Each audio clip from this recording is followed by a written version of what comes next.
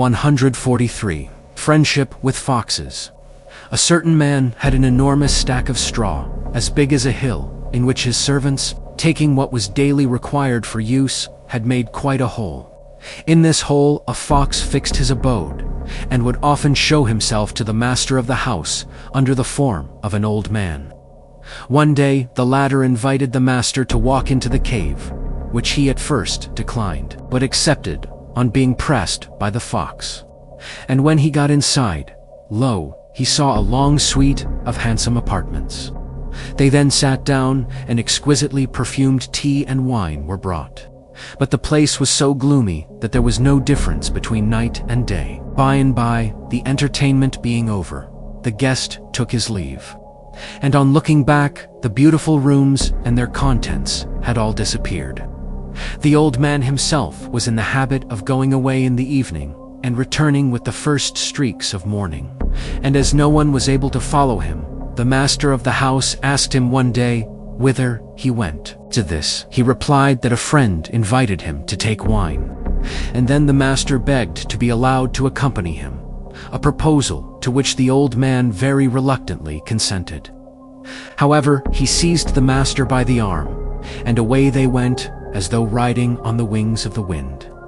And in about the time it takes to cook a pot of millet, they reached a city and walked into a restaurant where there were a number of people drinking together and making a great noise. The old man led his companion to a gallery above, from which they could look down on the feasters below. And he himself went down and brought away from the tables all kinds of nice food and wine, without appearing to be seen or noticed by any of the company. After a while, a man dressed in red garments came forward and laid upon the table some dishes of kumquats. And the master at once requested the old man to go down and get him some of these. "Ah," replied the latter, "that is an upright man. I cannot approach him."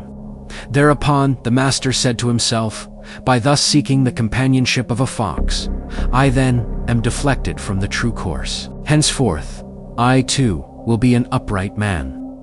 No sooner had he formed this resolution than he suddenly lost all control over his body, and fell from the gallery down among the revelers below. These gentlemen were much astonished by his unexpected descent, and he himself, looking up, saw there was no gallery to the house, but only a large beam upon which he had been sitting. He now detailed the whole of the circumstances, and those present made up a purse for him to pay his traveling expenses, for he was at Utai 1,000 li from home. Thanks for watching. Please like the video and subscribe to the channel for more excellent content.